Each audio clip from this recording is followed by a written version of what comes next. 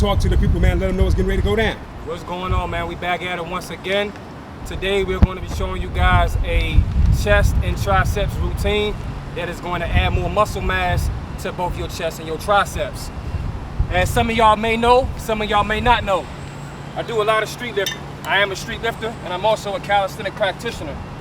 So with that being said, for this routine, if you are over, I'll say 180, you should be grabbing 90 pounds and starting with 90 pounds for this routine. Or you can do more. It just all depends on what your level of training is.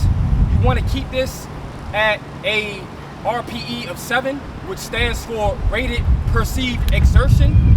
So 10 being the highest, 1 being the lowest. For me, this is anywhere between a 6 or a 7, considering I just completed a 10-minute routine before doing this. So we're going to start off. The first set is going to be for 5 reps. You're going to come up, hold it for 1 second, down 2 seconds. 1, 2, that's 1.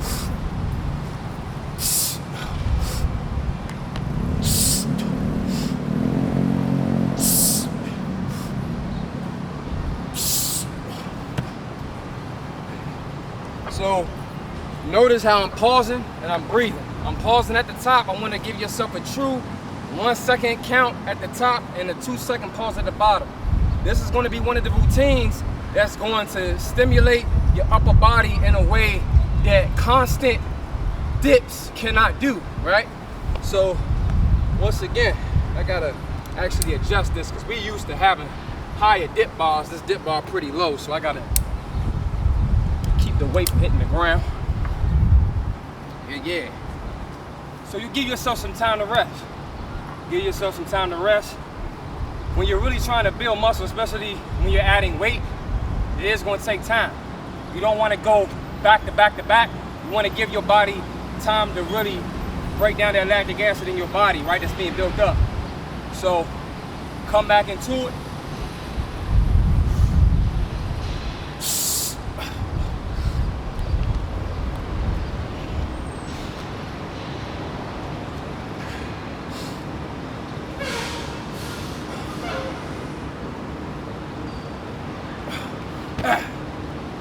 Yeah. So once again, you're going to do 5 sets of 5 with this. I wish we had a higher dip bar. I really do. We had one in the other park over there. Oh, well, damn. We could have went over there. We already started though. Yeah. So, I didn't know if you could see it from the video. Yeah, it's all good. It's all good. Is there shade over there? Yeah. It's kind of not what I really necessarily want though. We Now got more trees over there. Huh? Got more trees over there. More trees. I do want that sun though. We'll stay here. Okay. We'll stay here. So again, just for time purposes, we don't really want to wait too long, but ideally you want to wait for about 2 to 3 minutes in between your sets with this, right? Especially if you're doing like an RPE 7 or even an RPE 8, right? This is a classic routine because one thing that I was able to do during my last 90 or 120 days of training was add these pause reps into my routine. I was able to dip more weight.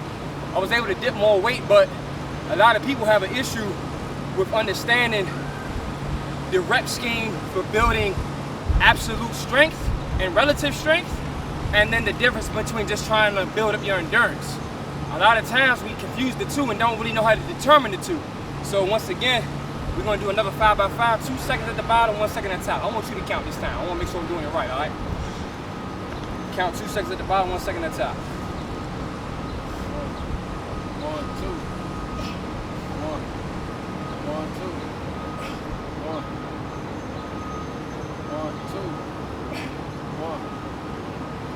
1, 2, 1, 1, 2. What's that, 3 sets? Yep. Yeah. So this is based on, in your opinion, is this based on science? This exercise is science? Okay. Absolutely. Okay. Absolutely.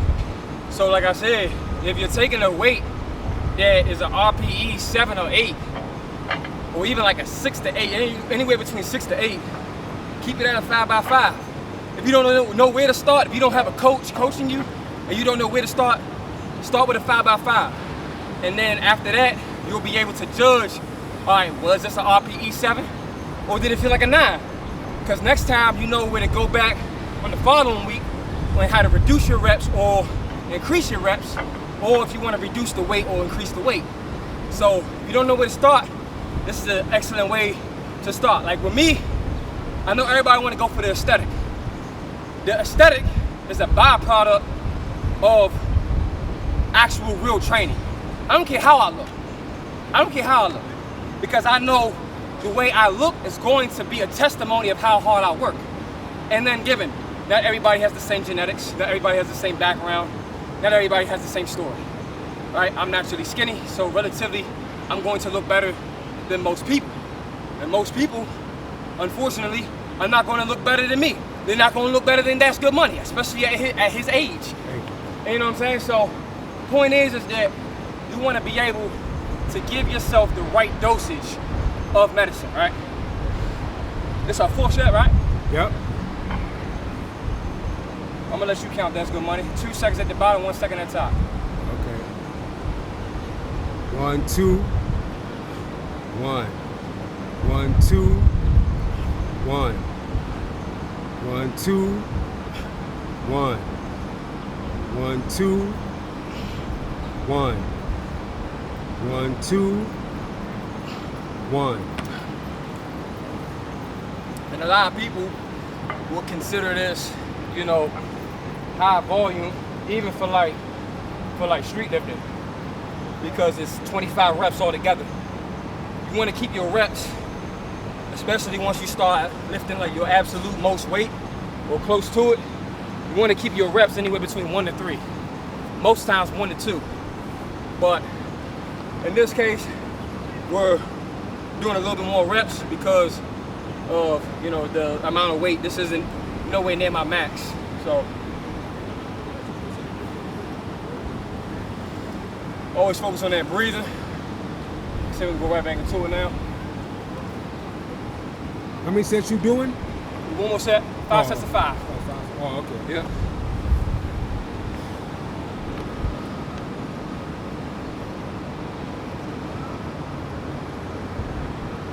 Three, 2, 1. 1, 2. 1. 1, 2. 1. 1, 2. 1. 1, 2. 1. 1, 2. 1.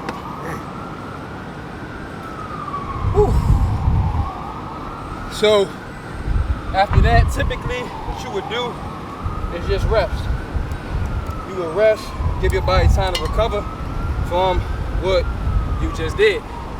The dips, in my opinion, is the best chest exercise to implement.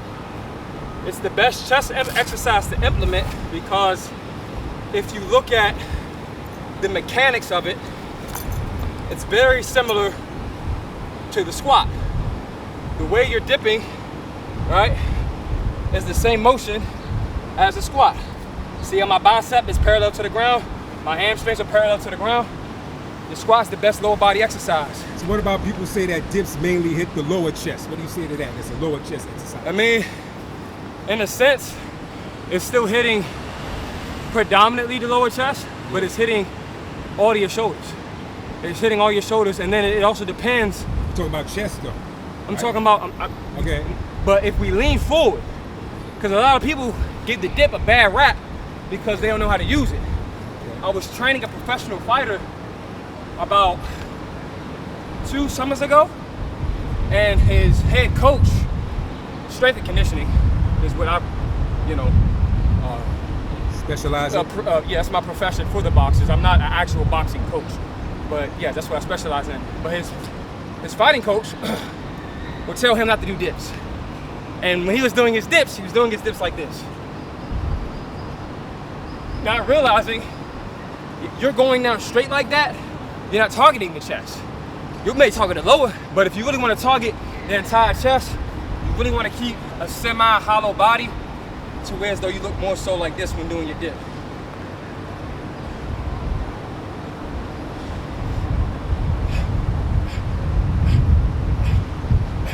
And a lot of people may say that that's not a dip. Well, if you look at the way I'm going down, the hips are below the bar.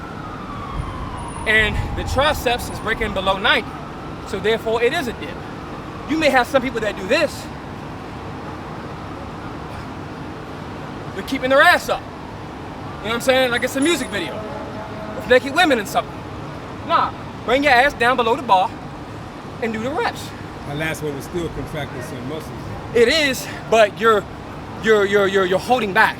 You're holding back your body weight. You're trying to keep your body weight up to try and still put not as much load on the muscles that's being worked, if that makes sense.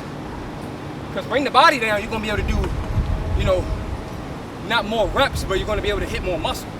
So bring the whole body down, and once again, you wanna go not with like the body all the way hollow back. You wanna have somewhat of a chest out, but then once it's time to go down, you wanna go down like this.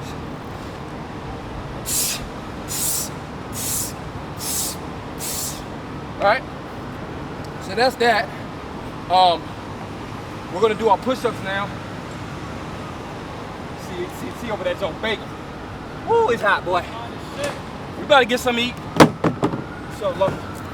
So after that, right, what we would do is, with my training, I never do a strictly focused chest routine, but for those that do want to do a strictly focused chest and tricep routine, typically what you can do is give yourself some time to rest in between before you get your push-ups in, right? Because a lot of y'all just going for the aesthetic, all right, cool, but you still gonna work for it, you know what I mean? For me, it's all about performance. Once again, the aesthetic is a byproduct. We wanna have a close hand grip position right with this, all right? We wanna go down.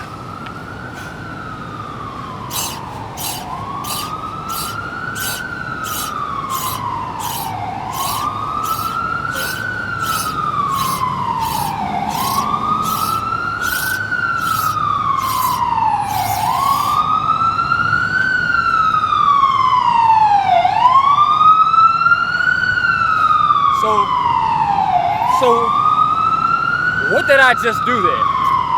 Well, if I'm making the right guess, that was a 3 RIR, 3 reps in reserve. I did 20 reps. I probably had about 3 reps left in the tank.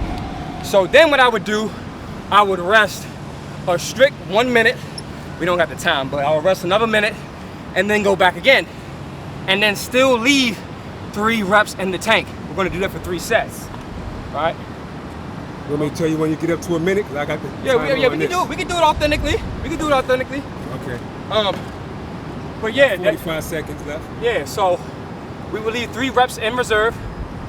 That way we can still push and get some more volume in. You're not trying to redline. A lot of people, from what I can see, they constantly redlining, and they're taxing their nervous system and not understanding that they are affecting their recovery. Especially if you're a heavyweight like myself, right? I'm almost 200 pounds. It may not look like it, but bring somebody that's sub 200 pounds next to me, you're gonna see the difference. People don't understand. You have to recover efficiently. And recovery also comes in with your preparation. So during your training, it has to be strategic. To where as though now, if I'm constantly taxing myself week after week, day after day, you're gonna get injured, you're gonna tear something, perhaps rupture a tendon or what have you, a ligament. And then what you are gonna do ultimately is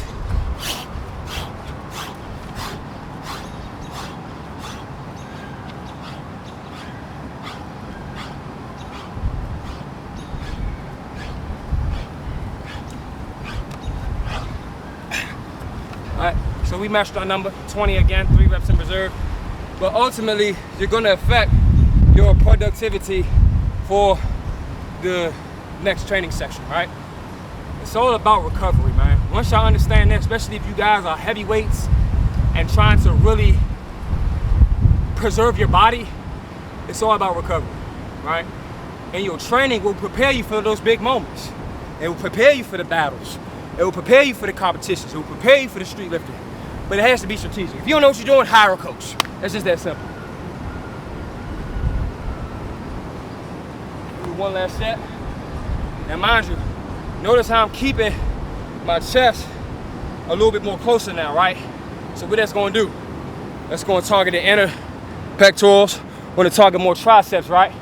As we know, the triceps got 3 heads and makes up majority of the muscles. But the way how you get the most pump, like I was saying, I typically don't isolate my chest. I'm doing pulls in between. So typically what I would do, I would start off with muscle ups, or I might start off with this and then go straight into some weighted pull-ups. That way what?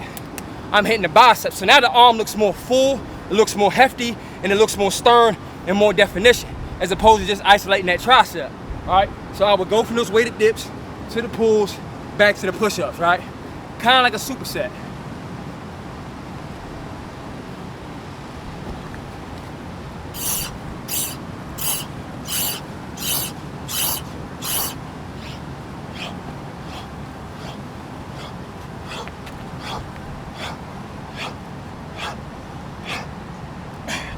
Stopping at 18, right? So once again, it's all about knowing what you're doing and making sure that you're doing it with 100% effort, right? And strategic, you know what I'm saying? That's it. I know it seems boring, but this is the thing between the amateur and the professional, right? And I'm still growing as a professional. But the amateur tries to just do so many things. Oh, I want to do this. Oh, I see him doing barbell presses. Let me go over there. Oh, I see him doing weightlifting. Let me see. Do some weighted calisthenics. He all over the place. 1 minute he playing with medicine balls, poor quality form with his slams on the wall, and then the next minute he's trying to do dips, but he's not even engaging the shoulders correctly. He's not engaging the shoulders correctly.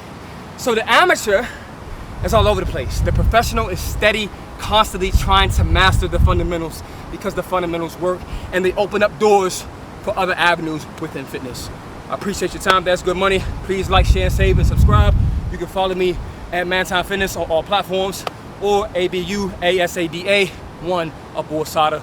That's my main Instagram account. Team Workhorse, Mantown Fitness. You know what's going on.